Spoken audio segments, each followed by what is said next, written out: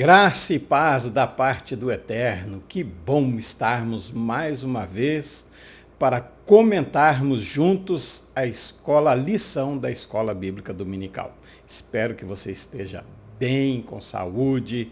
Claro que as lutas, algumas angústias, nos alcançam durante a vida. João 16:33 diz que no mundo tereis aflições, mas tem de bom ânimo, eu venci o mundo. Palavras de Jesus Cristo. Estamos aqui de novo trazendo um subsídio da Escola Bíblica Dominical, da lição de número 4, dia 22 de outubro, Missões Transculturais no Novo Testamento. O pastor Rivanildo, esse que vos fala. Eu peço a sua ajuda, compartilhe, comente, pergunte. Tenho o maior prazer, a maior alegria em responder as suas perguntas, em falar de onde você é. Eu agradeço você que compartilha, Deus te abençoe, você que divulga o canal, você que participa. Deus abençoe mesmo. Vamos começar com uma oração que é muito importante. Pedimos a direção de Deus através do Espírito Santo para uma aula tão maravilhosa quanto essa. Feche seus olhos e ore junto comigo. Querido e amado Deus, Pai eterno, mais uma vez, Senhor, na tua presença, estamos aqui, Senhor, pedindo o auxílio do Espírito Santo para nos guiar, Senhor, para nos direcionar, para nos ensinar também, Senhor. Eu preciso aprender juntamente com os telespectadores que estão assistindo, com os irmãos, com os professores, com os superintendentes, com os pastores. Ajuda-nos, Senhor, nessa caminhada, ajuda-nos, Senhor, levar a verdade, ajuda-nos, Senhor, fazer missão através deste canal. Assim nós oramos, abençoando a cada um em nome do Senhor Jesus. Amém? Vamos para a nossa aula. Nosso texto áureo está no primeiro versículo que minha mãe me ensinou a decorar. João 3:16. Porque Deus amou o mundo de tal maneira que deu o seu Filho unigênito para todo aquele que nele crê não pereça, mas tenha a vida eterna. O primeiro versículo foi João 3:16. E o primeiro livro da Bíblia que minha mãe fez ler e tentar decorar, eu até sabia um tempo de decor, Salmo 91. Primeiro versículo, primeiro livro maravilhoso, nossa verdade prática diz o seguinte, e eu creio que você também, se é da mesma idade, mamãe pode ter feito com você, a sua mamãe pode ter feito com você também. Decorar João 3:16 e ler o Salmo 91. Verdade prática. A natureza missionária de Deus pode ser vista ao fazer do seu filho um missionário e da igreja a sucessora dessa sublime tarefa. Deus envia o seu filho, nós já vimos que ele tem um coração missionário. Desde o primeiro ou Antigo Testamento, nós aprendemos que o judeu, ele gosta, e nós podemos agradar nossos irmãos, sim, em não dizer antigo, mas primeira aliança, primeiro testamento, e depois ele envia o seu filho, e depois Jesus envia os discípulos na tarefa de fazer missão. Palavra-chave, Novo Testamento, Brit Hadashah, que completa o Taná que nós aprendemos na aula passada, que a figura central é Yeshua, Jesus Cristo, nascido em Betlehem, casa do pão, Jerusalém, cresceu entre os judeus em Nazaré, ministrou aos judeus em Galil, que é Galileia para nós no português mais objetivo, mais simples, mais claro, morreu, ressuscitou em Jerusalém, tudo isso em Eretz Israel, quer dizer, terra de Israel, dada ao povo judeu. Esse é o Brit Hadashah, a segunda aliança, ou a nova, Brit é a aliança, Hadashah vem de Dashar, de novo, recente. Maravilha? Vamos em frente? Lição da semana, querido e querida professor e professora da Escola Bíblica Dominical. Nós vamos explorar missões transculturais no Novo Testamento. É fascinante essa história do cristianismo.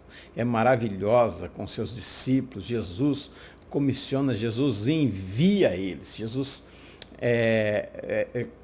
ele primeiro envia os seus discípulos 70, diz, olha, não vão às gentes, não vão aos gentios, mas primeiro as ovelhas perdidas de Israel. Não leve uma túnica a mais, não leve bolsa, não leve nada. E depois ele envia de novo os discípulos, aí ele diz para colocar a bolsa, levar túnica e levar uma espada. Deus é maravilhoso, Jesus é maravilhoso, não Deus, mas Jesus, nessa tarefa de cumprir o papel de missão. E por último, Mateus 28, 19 a 20, ele acaba deixando essa tarefa de missão para todo o seu povo e enfrentar desafios culturais, linguísticos e religiosos, da mesma forma do Antigo Testamento, ou da Primeira Aliança.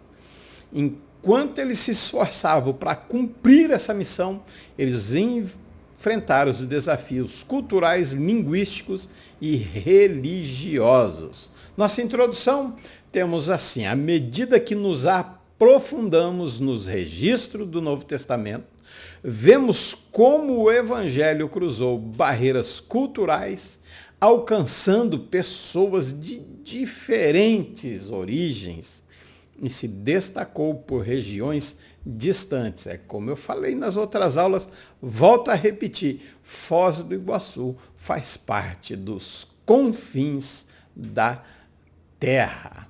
Examinemos os princípios, desafios, triunfo dessas missões na era apostólica, bem como a relevância contínua desses relatos na missão global da igreja de hoje. Começa com os discípulos, começa na era apostólica, mas não parou até hoje, apesar de alguns grandes heróis da fé, digamos assim, escritores, não acreditarem em missões.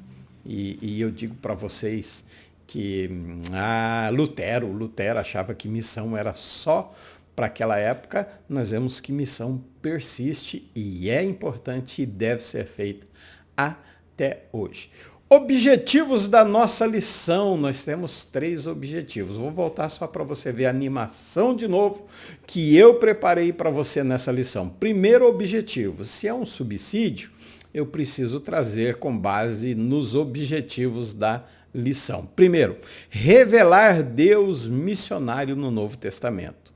Segundo, mostrar as missões nos evangelhos em Atos dos Apóstolos. E terceiro, enfatizar a missão cumprida nas cartas e no Apocalipse. Vamos então a nosso primeiro ponto, revelar o Deus missionário no Novo Testamento. Jesus instruiu seus seguidores a pregar o evangelho a todas as nações. Isso é, frequentemente referindo à grande comissão. Encontrado Mateus 28, 16 a 20, conhecida, você já ouviu falar bastante, né, sobre a grande comissão. Cuidado, professor, deixa eu te dar um conselho aqui. Nós estamos tratando de missões transculturais desde a primeira lição. Primeira, segunda, terceira e agora na 4ª lição também. Então, cuidado para não ser repetitivo no assunto. Para você tem que participar, você professor tem que participar das aulas, senão você vai acabar falando do mesmo assunto que o professor da aula passada falou. Tá? Então, missão de Paulo, nós temos a grande comissão. Segundo, mostrando um Deus missionário, através de Paulo desempenhou um papel significativo. Várias viagens, Império Romano, Ásia Menor, Grécia e até mesmo em Roma. Então nós temos um Deus que, através do seu Filho, deixa a grande comissão. Seu Filho, além de enviar os discípulos a fazerem discípulos, de todas as etnias, ele escolhe ainda Paulo para ser o missionário, digamos assim, dos gentios. Essa era a missão de Paulo. Fora Paulo, ainda tinha Pedro e os outros apóstolos. Além de Paulo, né, participar dessa missão, Pedro, João e os outros discípulos também, porque a ordem de Jesus era para ficar em Jerusalém até que do alto fosse revestido do Espírito, do poder do Espírito Santo. Em João 19, 20, se não me engano, ou 20, 19, você lê lá, ele sopra o Espírito. Ele diz, paz seja convosco. Ele sopra o Espírito no sentido de habitação. Depois eles precisam ser revestidos. Atos capítulo 1, versículo 8. Dentro dessa diversidade cultural, esse Novo Testamento ele registra a interação dos primeiros cristãos com diversas culturas, incluindo o judaísmo e o helenismo e as convenções romanas. Imagine os apóstolos nesse embate, até mesmo entre Paulo e Pedro.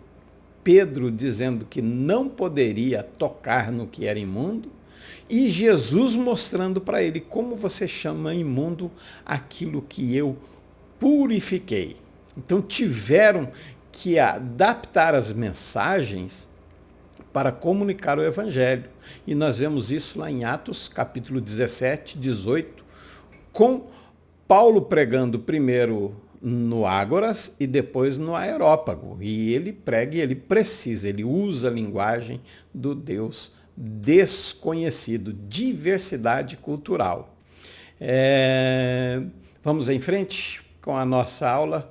Nós temos aqui essa diversidade cultural. Primeiro, uso das línguas locais. Um dos desafios mais evidentes era a diversidade de idiomas na região do mundo antigo. Nós tínhamos o grego koiné, que era normal, mas muitas línguas. Esse foi, inclusive, o idioma que escreveu o Novo Testamento.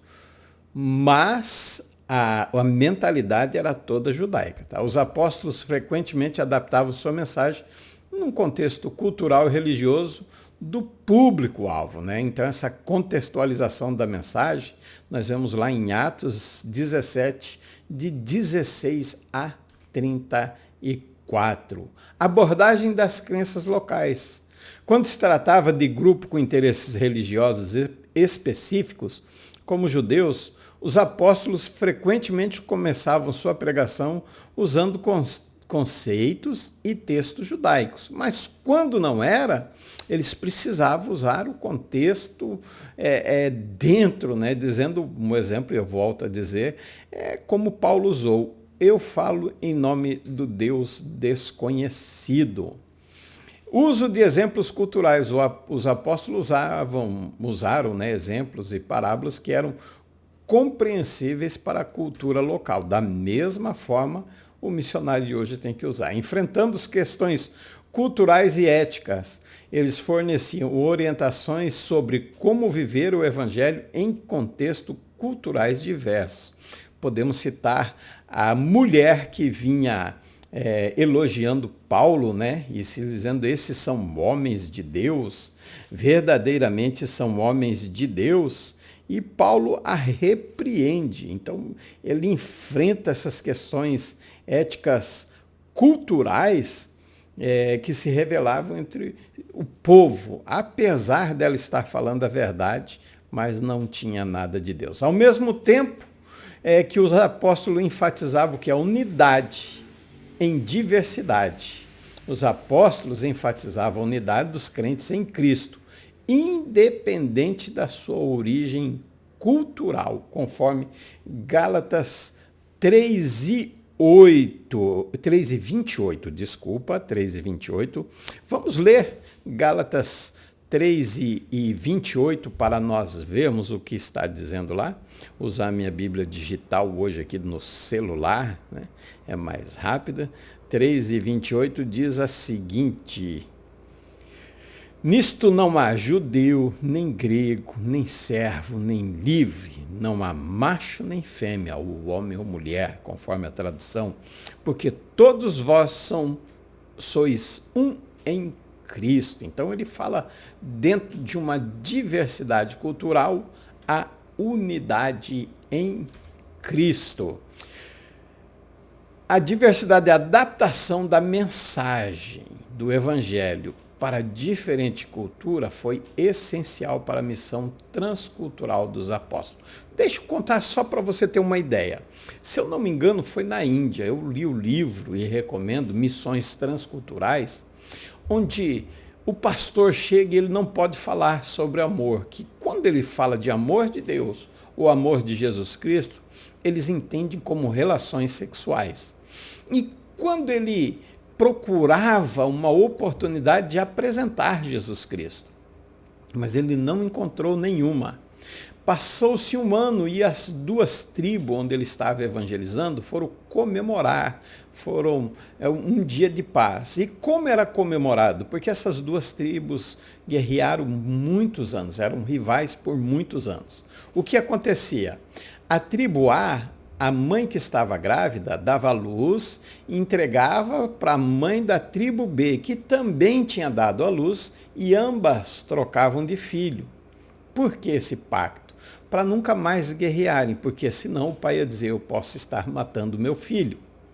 Quando ele vê, ele fala, então aí eu posso usar essa diversidade, essa cultura e aplicar como? Tem um Deus que também ofereceu seu filho para a salvação de almas. E ali ele começa a pregar o evangelho. Então ele vai adaptar a mensagem do evangelho ao contexto cultural, sem ferir os princípios bíblicos, sem deturpar a palavra de Deus e trazer a mensagem do evangelho. Os apóstolos buscavam comunicar a mensagem central do evangelho de maneira que fosse compreendida e mais relevante para as pessoas, em diversos contextos. Nós encontramos a mesma dificuldade, o mesmo problema, o mesmo desafio hoje. Então, continuam a ser valiosas para nós usarmos o contexto cultural sem prejudicarmos, sem adulterarmos a palavra de Deus. Segundo ponto, mostrar as missões no Evangelho em Atos dos Apóstolos. Do Novo Testamento fornecem relatos fundamentais sobre as atividades missionárias de Jesus e dos apóstolos, isso em Atos. Como missão transcultural, estava presente desde o início do movimento cristão. Tá? Isso nós mostrando. Então, primeiro, missões nos evangelhos. Nos evangelhos, você pode examinar como Jesus interagiu com pessoas de diferentes origens culturais. Deus age. Deus sai de Jerusalém, encontra a mulher sírio-fenício, ela questiona ele para ajudar, ele diz, olha, não é bom dar o pão, né, do filho aos cachorrinhos, mas ela também diz, olha, os cachorrinhos também comem da migalha. Jesus conversa com a mulher samaritana, Jesus cura o servo do centurião, Jesus envia seus discípulos para pregar o evangelho a todas as etnias. Sei que lá está a nação, mas você vai entender que é etnia. Então isso é um exemplo de missão transcultural feito por Jesus no evangelho. Tá? E em Atos também nós vamos ver isso aí. Os ensinamentos e as ações de Jesus que frequentemente incluem os ensinamentos, tem um pleonasmo, né? Sobre a inclusão dos gentios. Por exemplo, samaritanos, gentios e samaritanos. O centurião romano, gentil. Samaritanos, a mulher do poço, também eram incluídos no reino de Deus. Essa era a vontade de Deus enviando o seu filho. Pentecoste. O evento de Pentecoste, ele é um marco, ele é o princípio, ele é o revestimento, ele capacitou. A língua está difícil hoje, minha garganta ainda está ruim. Orem por mim, tá? Então ele capacita os discípulos a comunicar o evangelho a pessoa de diferentes línguas e culturas. Hoje a Bíblia Sagrada, eu acho que não existe, quer dizer, pode existir, mas é raro os idiomas onde não existe a Bíblia Sagrada. O derramamento do Espírito Santo, evento descrito, iniciou uma missão global. Começa com Pedro, depois Pedro e João na Porta Formosa, depois Pedro de novo pregando, e assim eles começam a dispersar de Jerusalém através do quê? Das perseguições. E aí o evangelho se torna global, é uma missão para os confins da terra.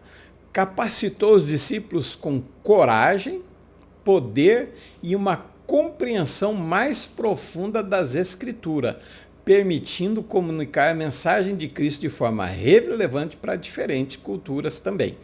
Como que ele capacita? Lembra de Pedro?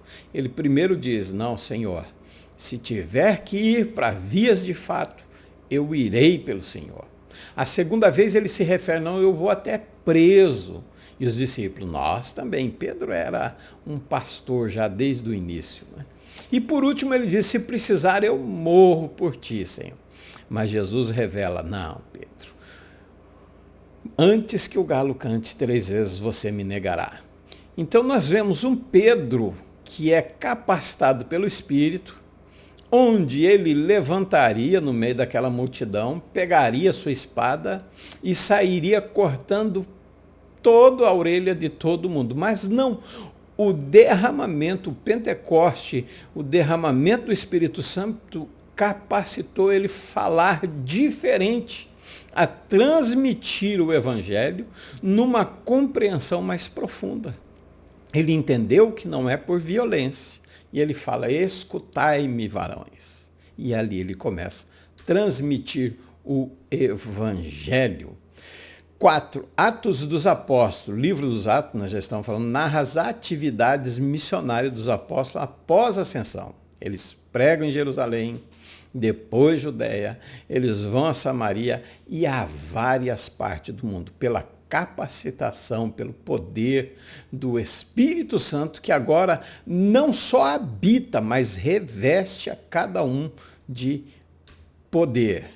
Indo em frente para nosso assunto sobre ainda Atos dos Apóstolos. Discurso de Pedro, como eu falei, Atos 12, 14 e 21, e o discurso de Estevão, o Sinédrio, né? Quando Estevão ali traz as Escrituras, cheio do poder. É o único diácono. A gente vê aí muitas pessoas querem ser pastor, evangelista. Ah, se nós fôssemos diáconos como Estevão.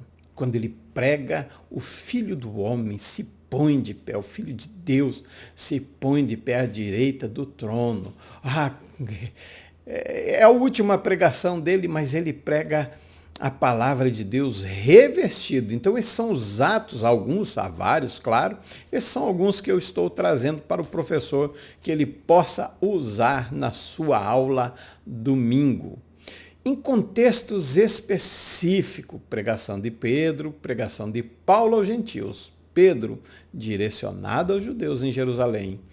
Paulo, direcionado aos gentios, às cidades greco-romanas.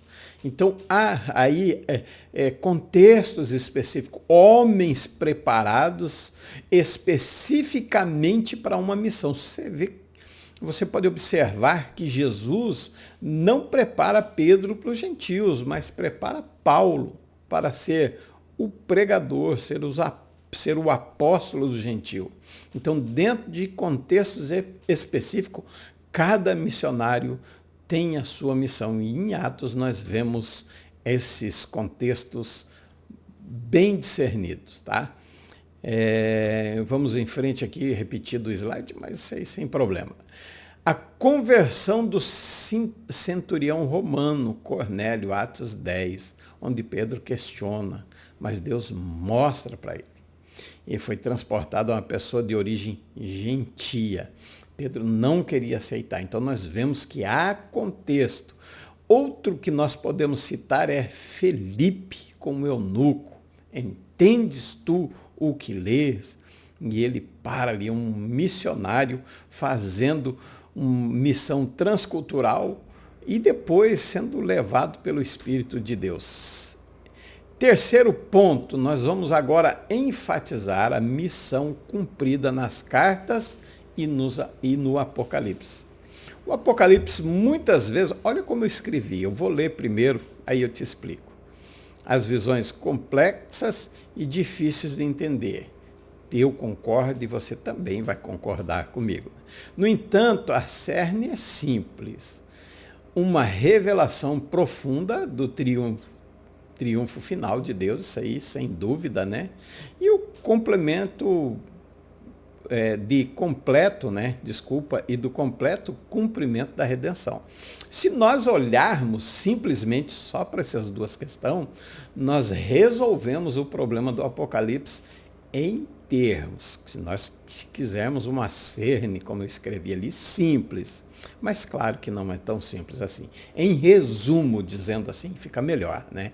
Em resumo é o quê? O triunfo final de Deus e a redenção final de todos aqueles que foram fiéis até o fim, tá? Isso é só para nós entendermos um pouquinho do Apocalipse. Vamos às epístolas missionárias do Novo Testamento, escrita pelos apóstolos como Paulo, Pedro e João. Eles tratam de questões relacionadas à missão e à propagação do Evangelho. Em Atos, que nós estávamos falando agora há pouco, né, agora vem as epístolas missionárias. Elas trazem assuntos relevantes.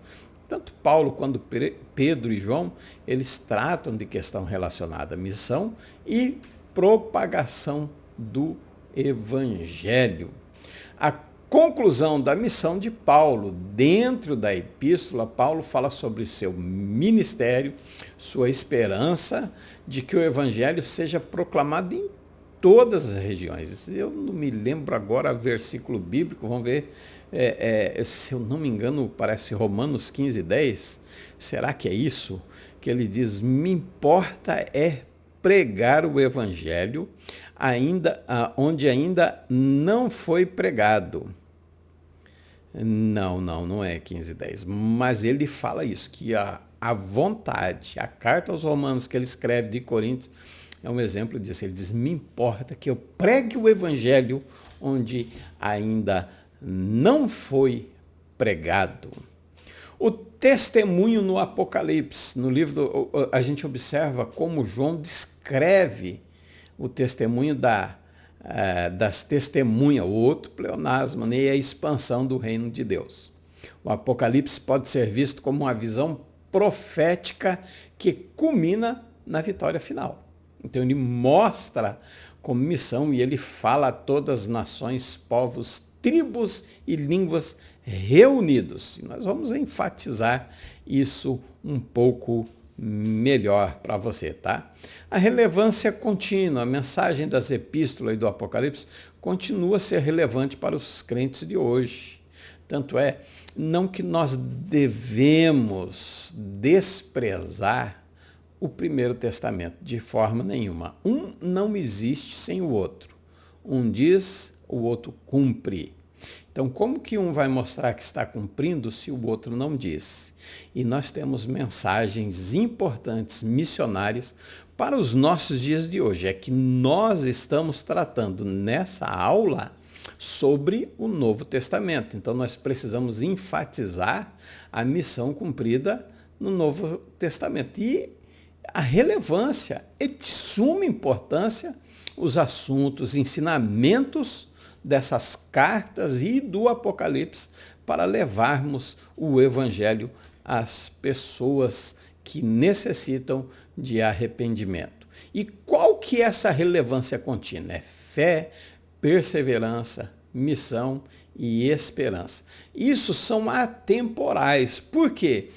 por mais que houvesse algo e que há o sacrifício de Cristo na cruz do Calvário, se não for a fé, tanto no primeiro quanto no novo, não há salvação.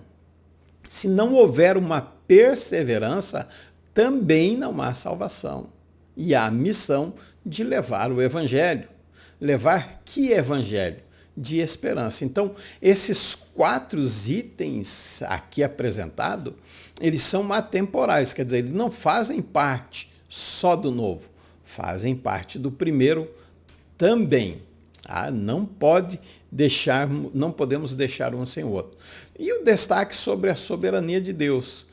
Tanto Epístola como Apocalipse enfatiza a soberania de Deus sobre o cumprimento da missão, o triunfo final do reino de Deus. Tantas epístolas falam da volta de Jesus, falam da igreja, como o Apocalipse, o triunfo final do reino de Deus. Isso pode ser uma parte importante do ensinamento sobre a missão a ser cumprida. Bem, se nós estamos falando deixa eu voltar aqui, de destaque da soberania de Deus, nós temos que falar do propósito teológico. Então, muitas dessas escrituras se concentram em encorajar os crentes, transmitir verdades fundamentais sobre a missão e a esperança cristã. Então, nós precisamos saber desse propósito teológico, tanto de Apocalipse quanto das cartas, ou vice-versa, porque as cartas vêm primeiro na Bíblia, então nós precisamos saber tanto do propósito teológico das cartas quanto do Apocalipse. Vamos ver quais são os propósitos primeiro, vamos ver, né? Esse aí já falamos que é de encorajar e da esperança, mas precisamos ver cada propósito. Primeiro, vamos falar sobre as cartas. As cartas, em primeira mão, ensinam e instrução, ou instrução e ensino, como está aí no vídeo. Então, elas fornecem a instrução prática e ensinamentos teológicos para as igrejas e indivíduos. Então, como missionário do Novo Testamento, nós vamos levar essas instruções práticas e ensinos teológicos para que eles possam aprender. E o primeiro ensino teológico, diga-se de passagem, eu diria que é o discipulado. O segundo, a escola bíblica dominical. Se você concorda comigo, deixa aí. Então, instrução e ensino, Colossenses 2, 6 e 7. Doutrinas e ética em Colossenses 2, 6 e 7.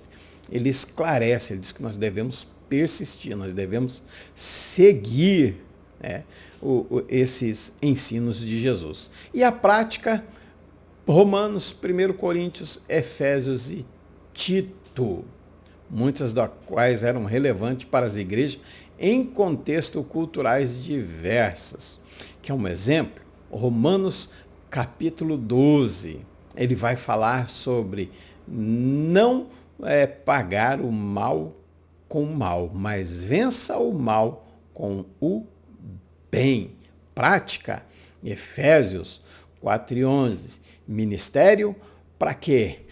Para edificação da igreja, para unidade em Cristo. Então nós temos aí, tanto na prática, Coríntios 13, 1 Coríntios 13, o amor, falando sobre o amor. Ele fala no 12 sobre os dons espirituais, ele fala no 13 sobre o amor e ele fala no 14 sobre o uso dos dons espirituais. Ele mostra que o amor é mais importante do que isso. Práticas. E o amor é prática, não é sentimento. Outra hora nós explicamos. Edificação e encorajamento nas epístolas. Edificar, encorajar os crentes, fortalecer a sua fé. Para quê? Para ter uma resistência no meio desse desafio, dessa cultura, dessa diversidade cultural, dessa etnia, várias etnias que existem na sociedade. E contexto cultural também, né? Edificação e encorajamento ainda, as epístolas ofereciam conforto, Filipenses e 1 Tessalonicenses. Exortação, também Filipenses e Tessalonicenses. Promessas de esperança, Romanos 8 e 38. Quem não lembra de Romanos 8 e 38? Vamos ler só o primeiro versículo aqui de Romanos 8 e 38 para nós entendermos.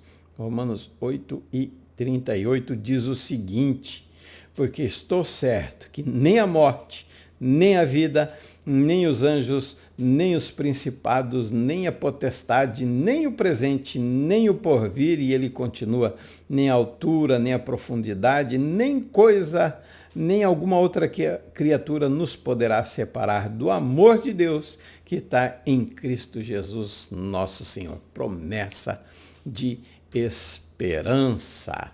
Dentro ainda das epístolas paulinas, unidade na diversidade, como Efésios destacam. Eu acabei de falar de Efésios 4, 11, 12 e 13. A importância e o que nós precisamos disso. Eu sei que nós temos que enviar missionários para levar o evangelho, mas nós estamos precisando aprender de novo, ou lembrar, melhor dizendo, a importância da unidade entre os crentes. Não importa. Claro que eu estou trabalhando dentro de um contexto cultural e ético. Claro que eu estou trabalhando num contexto de etnias, de vários hábitos, costumes e culturas. Mas nós, dentro da igreja, nós precisamos trabalhar a unidade.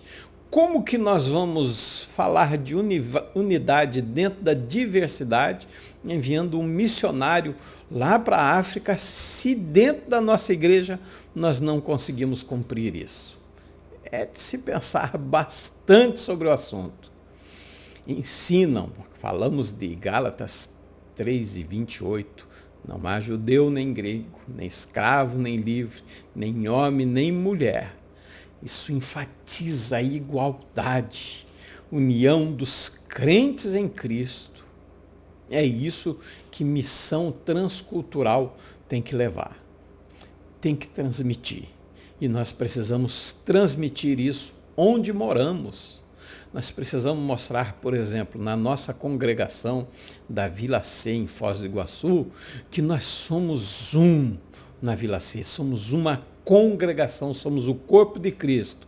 Mas se falarmos em torno do campo de Foz do Iguaçu, eu sou um com o Jardim Bela Vista, com o Jardim Itaipu, com Porto Belo, com o Jardim Califórnia, com Rose Magalhães, enfim, somos uma congregação no campo de Foz do Iguaçu.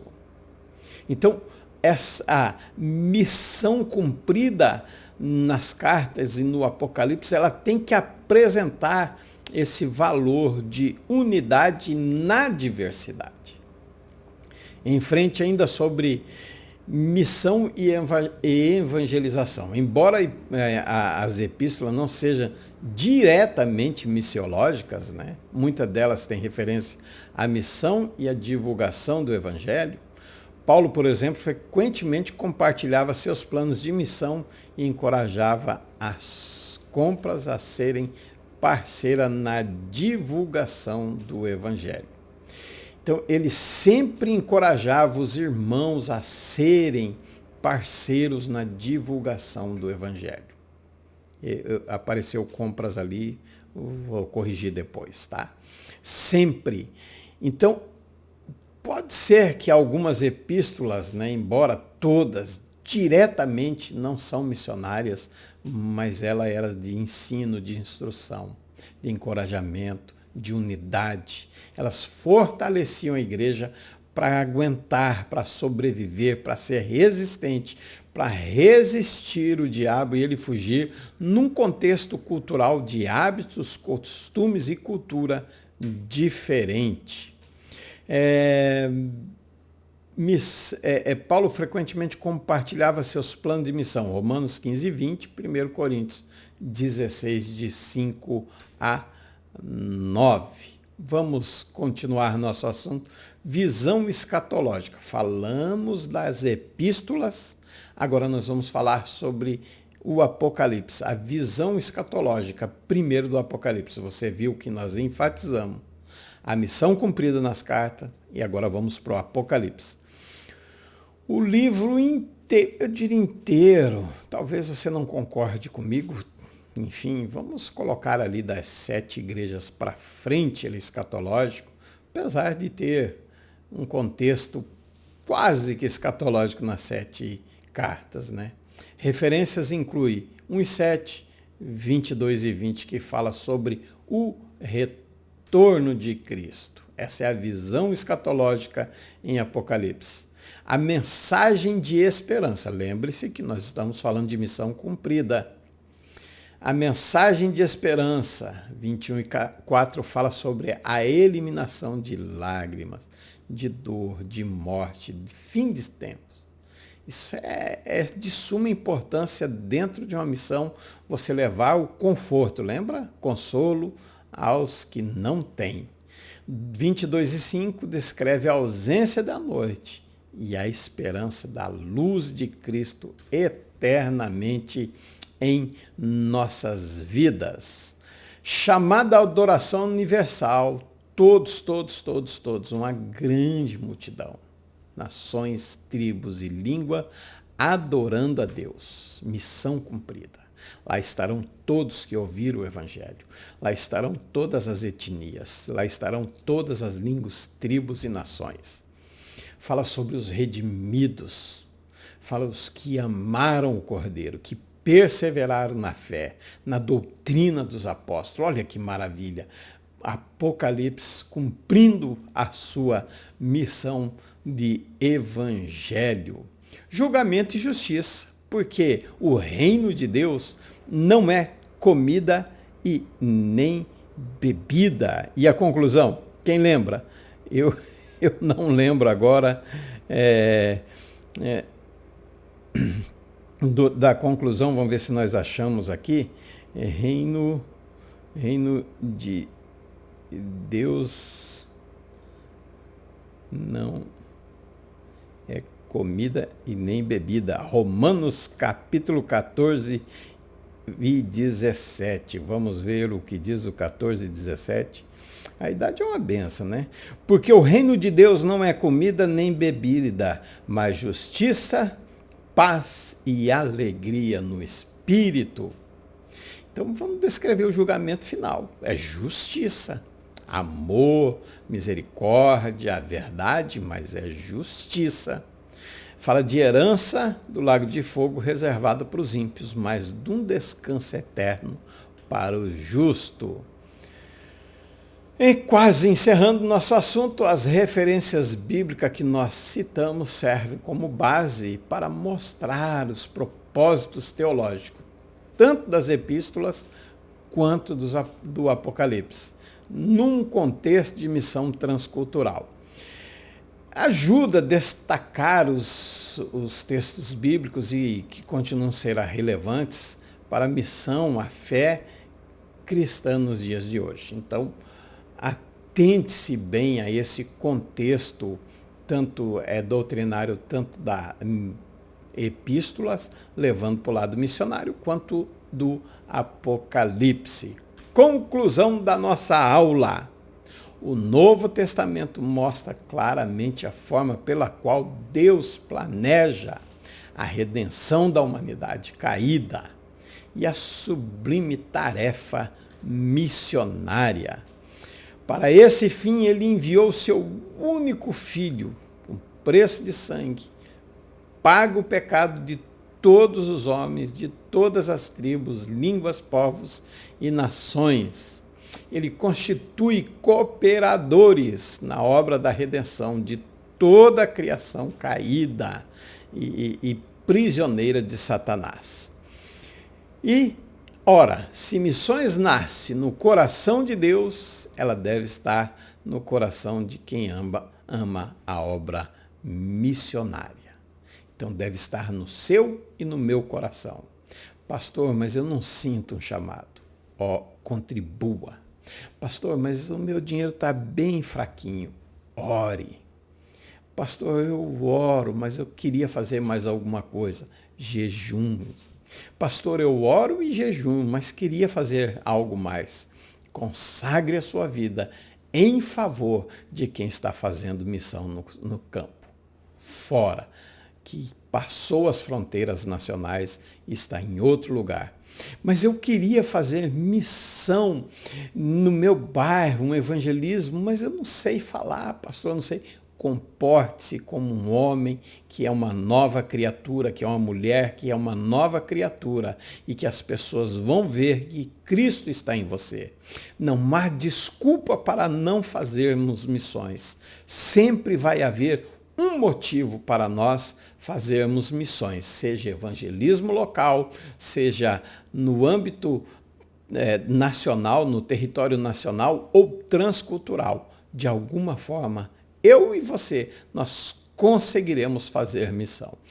Feche seus olhos, eu quero orar por você, para que Deus abra o seu entendimento e você possa contribuir com missões. Querido e amado Deus, depois, Senhor, de meditarmos, de falarmos, de comentarmos sobre missões, Senhor, transculturais no Novo Testamento, agora eu oro, Pai, em favor dessa pessoa, desse homem, dessa mulher, que estão dispostos a fazerem missão, Senhor. Seja contribuindo, seja orando, seja intercedendo, Senhor, consagrando a vida, ou através da sua própria vida como um testemunho vivo de que é uma nova criatura, que morreu com Cristo, ressuscitou com Cristo e as velhas coisas ficaram para trás. Com esse testemunho de vida que ela e ele têm, Senhor, e vai ganhar almas, e talvez muito mais do que os nossos discursos, pregações e sermões feitos, Senhor, na igreja e fora, essa pessoa tem condições, Deus, através da sua vida, de ganhar almas para o seu reino. Assim eu oro, Senhor, abençoando a cada missionário que está longe do seu lar, os que estão mais próximos, os que estão sofrendo, os que estão levando com dificuldade, Senhor, a tua palavra. Nós oramos, nós intercedemos por cada um, ó Deus, abençoando-os em nome do Senhor Jesus. E quem concorda diz amém. Que Deus abençoe a sua vida, que Deus abençoe a minha também. Eu aguardo você na próxima aula. Shalom Vrahá, que é paz e bênção sobre você. Lehitraot, até a próxima, se assim o Eterno nos permitir. Fiquem todos na paz do Senhor.